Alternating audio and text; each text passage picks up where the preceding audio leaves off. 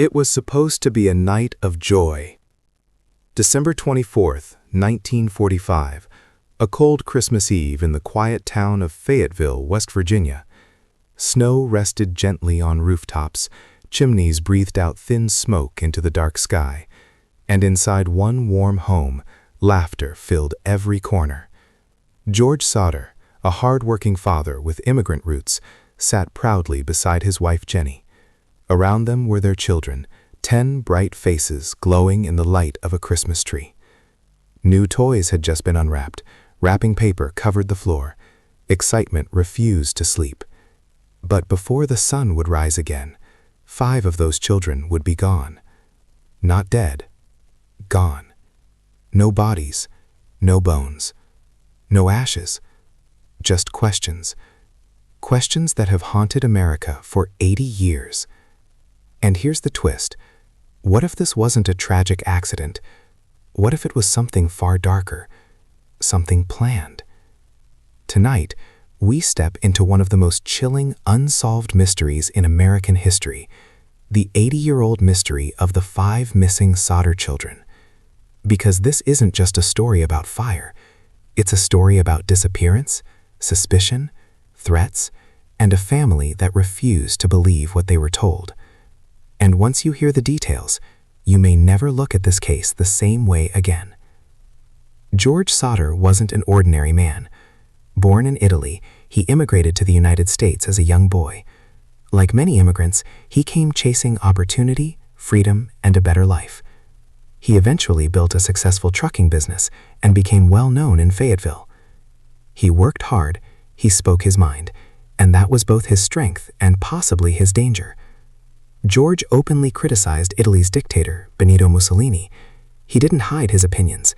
In a small town with many Italian immigrants, some who supported Mussolini, George's outspoken views didn't sit well with everyone. There had been arguments, heated ones. Some men had warned him, "You'll regret saying those things."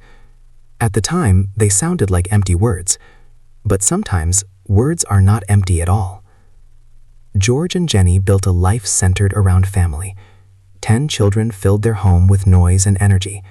Jenny was a devoted mother who kept the household running smoothly. George provided stability and discipline, but he loved deeply. By 1945, the Sauters were respected, comfortable, and proud. Christmas Eve that year felt perfect. The older children were allowed to stay up a little later than usual. They begged their mother to let them play with their new toys just a bit longer.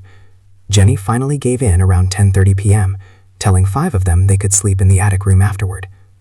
Those 5 children were Maurice, Martha, Louis, Jenny Jr., and Betty. Around midnight, the house grew quiet. George and Jenny went to bed. But at 12:30 a.m., the phone rang. Jenny answered. On the other end was a woman's voice, laughing strangely. In the background, there were clinking glasses and unfamiliar sounds. Jenny told her she had the wrong number and hung up. She thought nothing of it. But here's what nobody expected. Just 30 minutes later, at around 1 a.m., Jenny woke up smelling smoke. When she stepped into the hallway, flames were already spreading from the office room near the kitchen. She screamed for George. Panic exploded through the house. George rushed the younger children outside.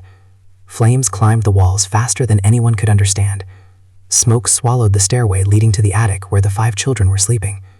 George tried to reach them. He ran toward the stairs, but fire blocked his path.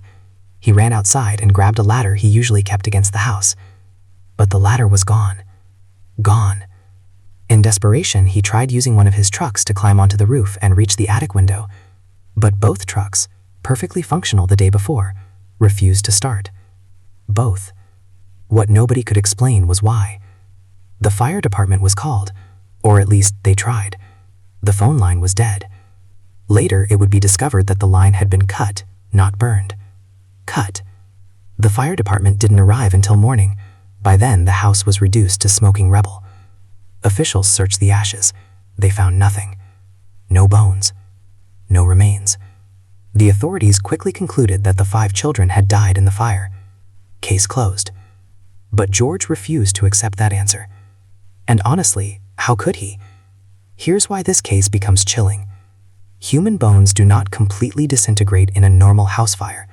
Even crematoriums operate at extremely high temperatures for extended periods to reduce remains fully.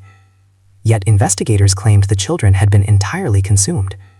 No teeth, no fragments, nothing. That didn't sit right with George or Jenny. And then the strange details started adding up. Remember the missing ladder? It was later found in a nearby ditch, far from where George normally kept it. Remember the phone line? And investigation revealed it had been cut from outside the house before the fire. And what about those trucks that wouldn't start? Witnesses later claimed they had seen a man tampering with the vehicles days before Christmas. But wait, there's more. Months before the fire, a life insurance salesman had visited George. When George declined the policy, the salesman reportedly became angry and said something chilling. "Your house is going to go up in smoke, and your children are going to be destroyed." At the time, George brushed it off as an emotional outburst. After the fire, those words echoed differently. Was it a coincidence? Or a warning? What nobody expected was that sightings began pouring in. A woman who ran a hotel claimed she saw children matching the Sodder kids' descriptions staying with 2 adults shortly after the fire. Another woman in Charleston said she served breakfast to children who looked frightened and were accompanied by 2 men who refused to let anyone speak to them. A bus driver claimed he saw children being transported out of town the night of the fire. Each lead seemed possible, but none were confirmed. And then came perhaps the most haunting moment of all. In 1968, over 20 years after the fire, Jenny received a letter in the mail. Inside was a photograph of a young man. On the back, a message read, "Louis Sodder, I love brother Frankie." Louis was one of the 5 missing children. The young man in the photo had similar features: dark hair, strong jawline, intense eyes. The envelope was postmarked in Kentucky. George and Jenny hired a private investigator immediately. But the trail went cold. The man in the photo was never located.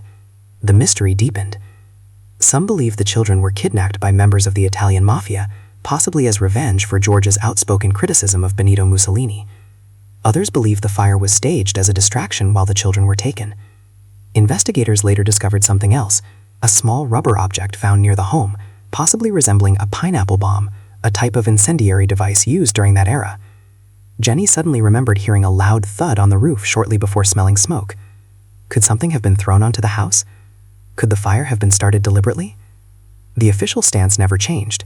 Authorities insisted the children died in the fire. But the Sodder family never stopped believing otherwise. They erected a large billboard along the highway with pictures of the 5 children and offered a reward for information. For decades, that billboard stood as a silent cry for answers. George passed away in 1969. He died still believing his children were alive somewhere. Jenny wore black for the rest of her life. She fenced the property. She added rooms to the rebuilt home. She never fully let go. Every knock on the door brought hope. Every phone call carried possibility. But no child ever returned. Over time, theories multiplied. Some claimed human trafficking. Some suggested political revenge. Others whispered about organized crime networks operating quietly across state lines. But without evidence, everything remained speculation. And that's what makes this case so painful. Because there was never closure. No funerals. No graves. Just empty space at the dinner table. Imagine living every day not knowing whether your children died screaming for help or grew up somewhere else calling another woman mother. Imagine wondering if they thought you abandoned them. The emotional weight is unbearable. The surviving Sodder children grew up in the shadow of that fire. Holidays were never the same. Christmas wasn't joy. It was memory. It was what-ifs. It was silence. The case slowly faded from national headlines, but in true crime circles it never disappeared. Even today, researchers continue to examine archived evidence. Modern forensic experts question the original investigation's conclusions. Some argue that if the children had truly perished, there would have been at least some identifiable remains. Others point out how poorly rural fire investigations were conducted in the 1940s. And then there's that photograph. That one photograph that keeps hope alive. Was it a cruel prank? Or a desperate message? We may never know. But here's the most haunting part. If the children were kidnapped, they would have grown up never knowing their real story. They would be in their 80s or 90s today if alive. Somewhere, perhaps, there are families who don't even realize their grandfather could have once been a missing Sodder child. Think about that. 80 years. 80 years of silence. 80 years of unanswered questions. The Sodder house fire remains officially classified as an accident, But for many, it feels unfinished, unresolved. Because sometimes the truth doesn't burn away. Sometimes it hides in plain sight. Maybe the ladder wasn't misplaced. Maybe the trucks didn't fail randomly. Maybe the phone line wasn't cut by coincidence. And maybe 5 children walked out of that house alive. This mystery teaches us something powerful. Not all tragedies end with certainty. Not all fires consume what we think they do. And not every closed case is truly closed. As we sit here decades later, one question still lingers in the smoke. What really happened to the 5 Sodder children on that cold Christmas Eve in 1945?